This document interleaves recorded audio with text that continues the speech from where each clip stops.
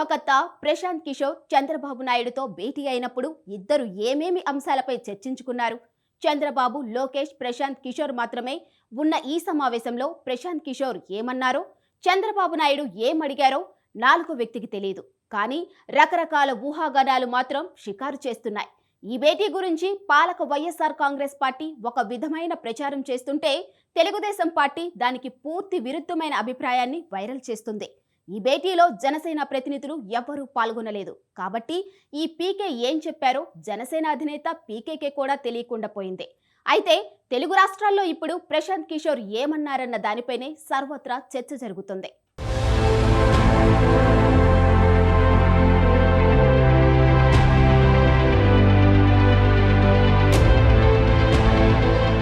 పీకేగా popular అయిన ప్రశాంత్ కిషోర్ నిన్న కాక మొన్న ప్రత్యేక విమానంలో గన్నవరం విమానాశ్రయం వచ్చారు.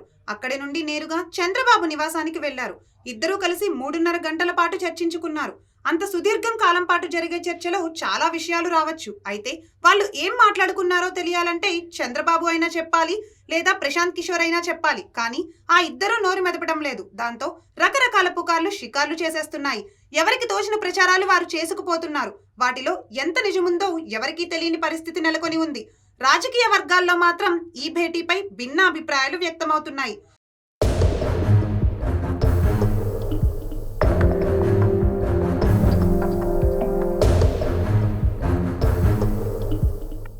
ప్రశాంత్ కిషోర్ వచ్చే ఎన్నికల్లో తెలుగుదేశం పార్టీ తరపున పని చేయడానికి ఆసక్తి చూపారని ఒక వదంతి పుట్టింది.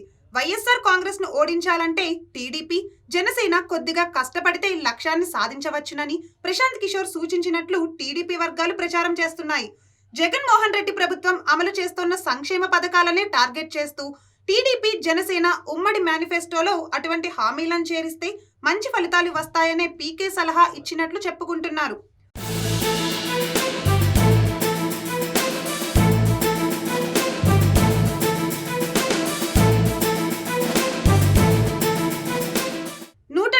నియోజకవర్గాల్లో టీడీపీ పరిస్థితి పైన ఆయన వాకపు చేశారని, రాష్ట్రంలోని 3 ప్రధాన ప్రాంతాల్లో వైఎస్ఆర్ కాంగ్రెస్ పార్టీ స్థితిగతులపైన, బలాబలాలపైన చర్చ జరిగినట్లు చెబుతున్నారు. అయితే ఇందులో ఎంత వాస్తవం ఉందో తెలీదు.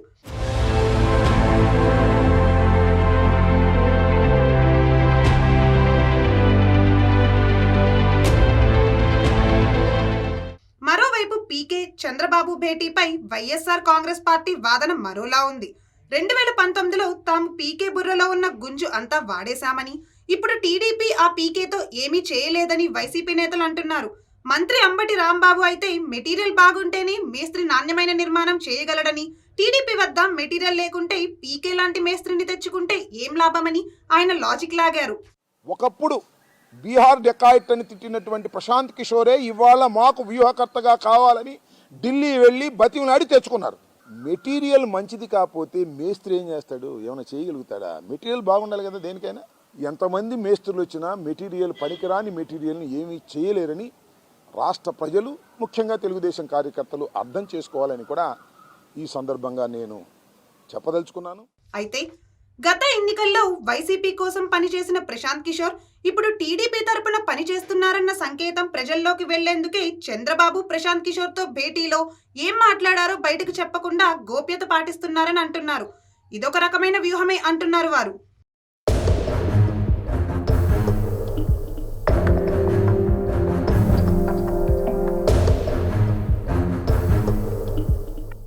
రాజకీయ వర్గాల్లో ఇప్పుడు ఒకటే డైలమా. టీడీపీ నేతలు చెప్పింది నిజమా, లేక వైఎస్ఆర్ కాంగ్రెస్ వైరల్ చేస్తున్న కథనాలు వాస్తవమా అని వారు బుర్రలు బద్దలు కొట్టుకుంటున్నారు. అయితే రాజకీయ పండితులు వాదన మరోలా ఉంది. పశ్చిమ బెంగాల్ అసెంబ్లీ ఎన్నికల సమయంలో ప్రశాంత్ కిషోర్ తృణమూల్ కాంగ్రెస్ పార్టీకి ఎన్నికల వ్యూహకర్తగా వ్యవహరించారు. ఆ ఎన్నికల్లో మమతా బెనర్జీ పార్టీ ఘన విజయం సాధించింది కూడా.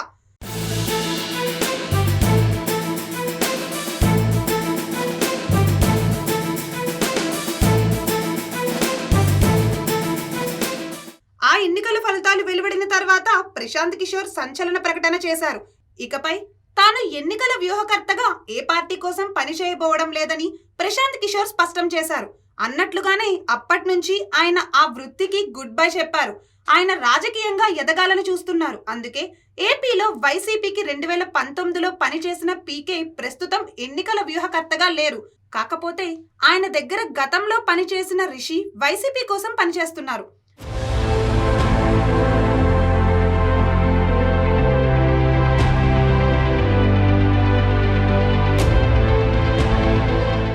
ప్రశాంత్ కిషోర్ చాలా నెలల క్రితం కాంగ్రెస్ పార్టీలో చేరాలని అనుకున్నారు.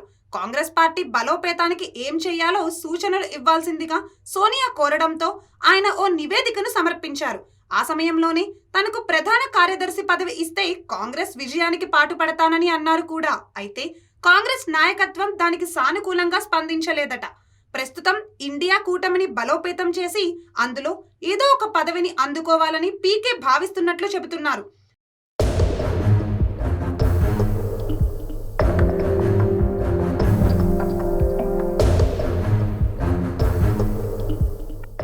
అందులో భాగంగానే వివిధ ప్రాంతీయ పార్టీలను మంచి చేసుకునే క్రమంలో భాగంగానే చంద్రబాబును కూడా కలిసి ఉంటారని అంటున్నారు. 2024 ఎన్నికల్లో ఏ పార్టీకి స్పష్టమైన మెజారిటీ రాని పరిస్థితి వస్తే అప్పుడు తాను చక్రం తిప్పాలని పీకే భావిస్తున్నారని అంటున్నారు. అందుకే ఆయన బాబుతో చర్చించి ఉంటారని అంటున్నారు. అయినా ప్రశాంత్ కిషోర్ వ్యూహకర్తగా వ్యవహరించినంత మాత్రాన ఏ రాజకీయ పార్టీ అయినా గెలిచేస్తుందని చెప్పడం కరెక్ట్ కాదంటున్నారు రాజకీయ పండితులు.